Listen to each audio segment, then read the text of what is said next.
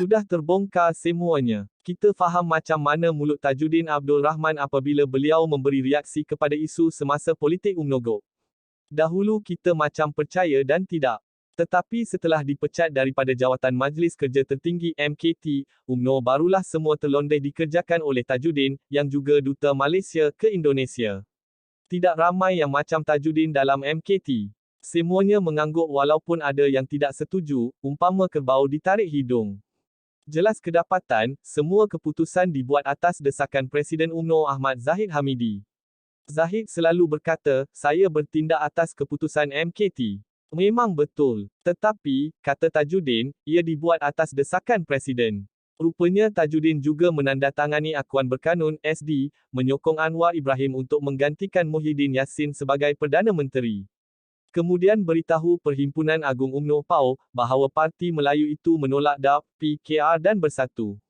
Naik semangat para perwakilan. Inilah yang kita kan penipu rakyat. Semua pihak yang namanya disebut menafikan. Alih-alih semuanya betul. Rakyat nak percaya yang mana satu?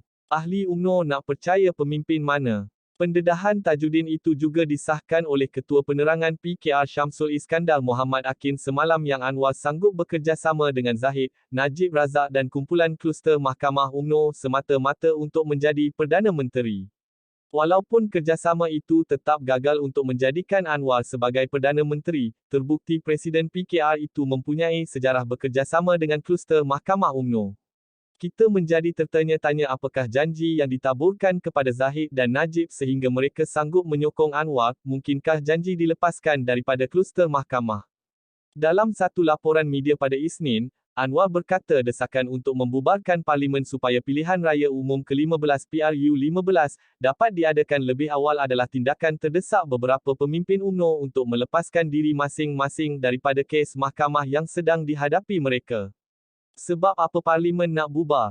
Sebab kluster mahkamah nak selesaikan kes dia. Ingat kalau dia menang PRU, dia boleh tutup kes.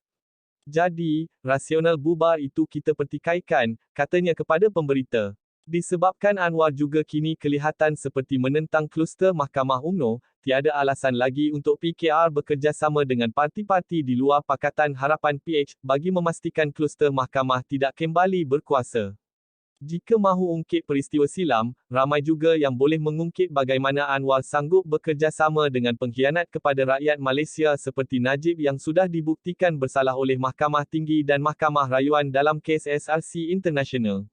Jangan terus berlega dengan permainan istilah politik yang tidak berkesudahan. Tambah lagi dalam politik. Bukan kita menghalalkan kemungkaran, tetapi dalam situasi tertentu ia untuk menyelamatkan keadaan.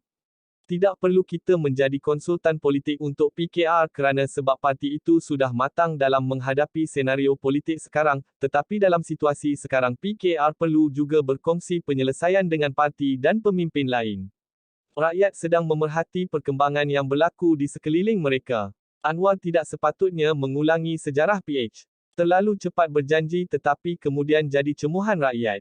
Kalau pemimpin PKR itu memang serius melawan rasuah, segerakan pertemuan dengan parti-parti selain Barisan Nasional, BN, bagi membincangkan kemungkinan diadakan persefahaman pilihan raya. Tetapi jika agenda perang rasuah hanya kempen politik beliau, bingung rakyat membuat analogi. Masa untuk PRU15 semakin hampir di sebalik teka-teki semua pihak. Selepas Tajuddin siapa lagi yang akan menerima nasib sama digugurkan daripada jawatan UMNO?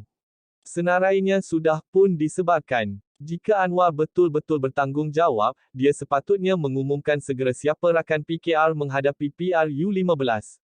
Jangan bermain politik terlalu lama. Rakyat semakin terhimpit dengan masalah ekonomi. Harga ayam naik, minyak naik, semua naik. Eloklah Anwar menjadi antara penyelamat bangsa dan negara. Itu pun yang selalu diperkatakan insan bernama Anwar Ibrahim. Hidup Anwar Ibrahim, bapa reformasi.